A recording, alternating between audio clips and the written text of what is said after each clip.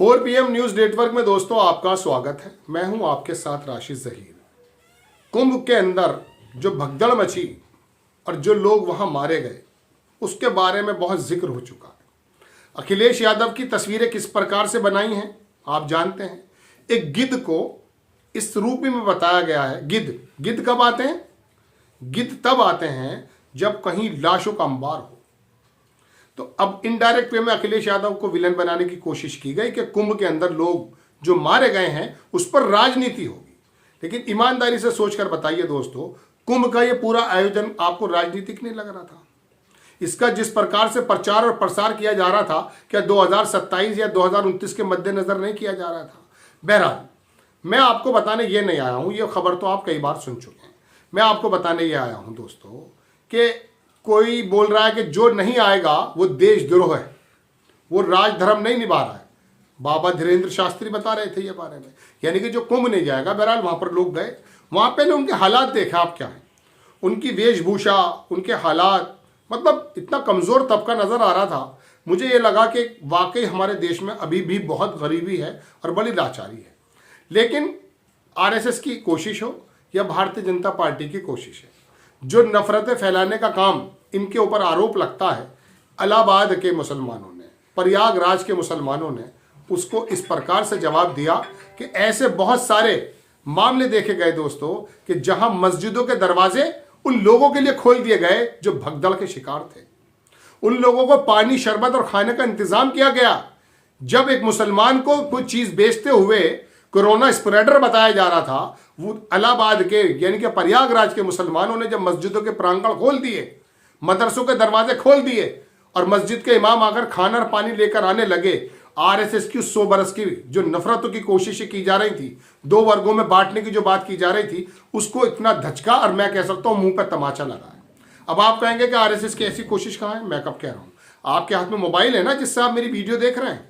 आप एक काम कीजिए, ट्विटर पर जाइए, जिसका नाम अब एक्स है, वहां लिखिए 5 जन्ने ऑर्गेनाइजर। मैं दावे से कह रहा हूं आपसे, मैं अगर आपके सामने अभी खोलकर दिखाऊं तो मैं पढ़ना दिखा दूंगा कि पिछले 3 महीनों में 5 खबरें आपको ऐसी नजर नहीं आएंगी जिसमें आपको यह लगे कि देश का भला हो। उसमें खबरें सिर्फ यही हैं कि शकील नाम के व्यक्ति ने फला बच्ची के साथ बलात्कार कर दिया है, मुरसलीन नाम के व्यक्ति ने फला जगह डकैती मार दी है।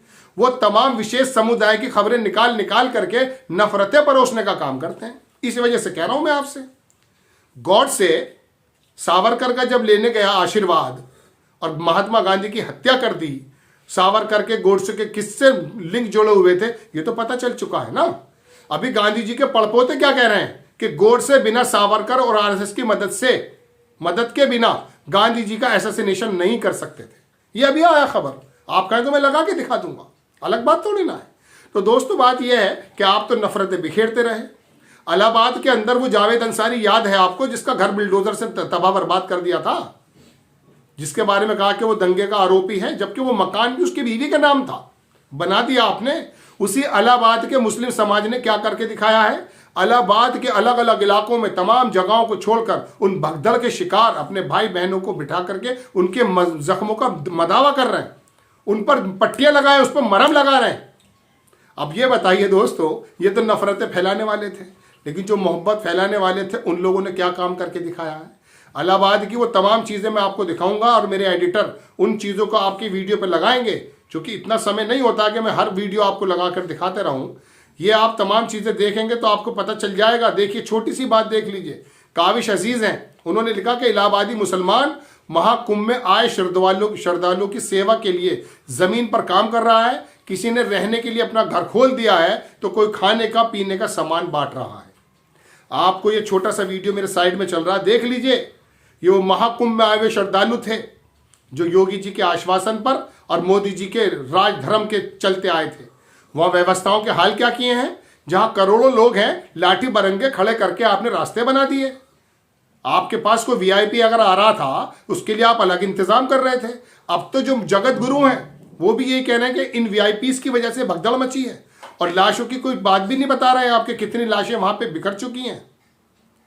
अब आप देखिए, एक छोटी सी और दिखा देता हूं जो मैंने अभी अब जिक्र किया था। सावरकर और संघ की मदद के बगैर नाथूराम गोडसे कभी मोहनदास करमचंद गांधी का खून नहीं कर पाता। ये कौन कह रहा है? तस्वीर देख लीजिए बराबर में, बल्कि मैं कहूँगा छोटा सा वीडियो देखिए आप। ये महात्मा गांधी के पड़पोते हैं, इनका कहना यह है दोस्तों कि ये कर नहीं पाते। छोटा सा वीडियो देख ही लीजिए आप, मैं अब लंबा भले मेरा वीडियो हो जाए, आप ये वीडियो आपको देखना बनता है, देखें आप वीडियो। कि सावरकर और संघ की मदद के बगैर नथुराम गोडसे कभी मोहनदास करमचंद गांधी का खून नहीं कर पाता। उसने कई बार कोशिशें की और नाकामयाब हुआ, और ये दोनों की ताकत जब उसे प्राप्त हुई तभी वो उसे अंजाम दे सका। ये बात याद रखना जरूरी है। ये कौन खूनी थे? मारने वाला एक था, लेकिन मारने वाले की प्रेरणा देने वाले, उसको आदेश देने वाले, उसकी सहायता करने वाले सावरकर और संघ थे। और ये दोष और ये इल्जाम से वो लोग कभी बच नहीं सकते। देख लिया आपने। अब मैं आपको एक छोटा सा वीडियो और लगाकर चला के दिखाता हूं। प्रशासन और डॉक्टर ने बोला किसी प्रेस वालों को घटना के बारे में कुछ नहीं बताना। गरीब की मौत पर यह सरकार राजनीति कर रही है, निर्दय सरकार है। ये वीडियो देख लीजिए। श्रद्धालु कह रहा है कि डॉक्टर ने यह कहा कि किसी पत्रकार को मत बता दीजिएगा कितने लोग मारे गए। आपसे आपकी मौतों का भी आंकड़ा छुपाया जा रहा है दोस्तों। और कुमार विश्वास बैठ करके नफरतें फैला रहा है।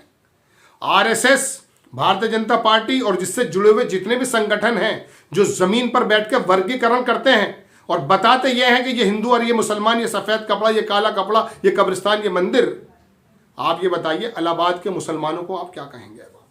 उनके घरों पे बुलडोजर चलाएंगे योगी आदित्यनाथ जी? उन्होंने अपने भाइयों की, अपनी बहनों की सेवा करके ये बता दिया कि इंसानियत पर सर्वोपरि है। और मुसलमानों को जो इस्लाम है वो भी यही कहता है कि आपने अगर किसी के दिल को दुखा दिया, किसी को गाली दे दी, किसी का मकान तोड़ दिया, बैतुल्लाह के तोड़ने से, बैतुल्लाह क्या है? मुस्लिमों का वो पवित्र जगह, उसको तोड़ने से बराबर बड़ा गुनाह है। इस्लाम की तो ये दावत है। और आप क्या कहते हैं? आप क्या कहते हैं? दूर से पहचान लेंगे सफेद कपड़ा। जब देश के बड़े बड़े नेता, प्रधानमंत्री जी बड़ी सभाओं के अंदर दूर से कपड़े से पहचानने की बात करते हो और अमित शाह ये कहते हो कि ऐसा बटन दबाइएगा कि वहां पर शाहीन बाग के अंदर करंट लग जाए, तो फिर पता क्या होगा अंदाजा दोस्तों? बताइए क्या होगा उस समय यही नफरतों का संचार होगा। बहरहाल खबर यह है दोस्तों कि मैं आपको ये बताने के लिए हाजिर हुआ था कि देश में 100 बरस 1920-25 से जो शुद्धिकरण की बातें चल रही थी, नफरतें पैदा करने की जो बातें चल रही थी, उसको लगाम देने का काम इलाहाबाद के मुसलमानों, ये खाली मुसलमान नहीं करते हैं। मैं आपको परसों तरसों बता चुका हूं, कश्मीर में जब आपदा आती है तो वहां का सिख समाज जाता है। ये हमारा डीएनए है, हमारी मजबूती है। आप नफरतें फैलाते रहिए, लेकिन ये लोग तो मोहब्बत बरसाते रहेंगे। तो ये इलाहाबाद के जो मुस्लिम विशेष समुदाय जिसके बारे में रात दिन आप नफरतें करते हैं और इस महाकुंभ को आप ऐसे बनाने की कोशिश कर रहे थे कि जैसे आप राम राज लेकर आए हैं, वहां तो आपने लाशों के अंबार लगा दिए, लेकिन वहां के लोगों ने उन लाशों में से बीन बीन करके लोगों को निकाला, मदद की, और जो परिवार के लोग थे उनको जख्मों का मदावा किया, उनका खाना किया, उनका पीना किया। इसे कहते हैं इंसानियत। उत्तर प्रदेश के खतौली में एक रेल घटना हुई थी। पुलिस बहुत बाद में पहुंची थी दोस्तों, मैं मौजूद था वहां पर। रेल के डब्बे निकल गए थे। गांव के लोगों ने अपनी चरपाइयों लाकर उन पर मरीजों को लिटाकर अस्पताल पहुंचाने का काम किया। कई घंटे बाद एनडीआरएफ आ रहा है। यह हमारा आपसी ताना बाना है। अगर सिर्फ सरकारी मदद का इंतजार करते तो वहां सैकड़ों लोग मर जाते, सारे जख्मी मर जाते। मैंने अपनी आंखों से वो सीन देखे। आपको खबर कैसी लगी अपनी राय कमेंट्स बॉक्स में जरूर दीजिए। चैनल को सब्सक्राइब कीजिए, शेयर कीजिए। नेक्स्ट टाइम मैं किसी खबर के साथ हाजिर होता हूं। जय हिंद।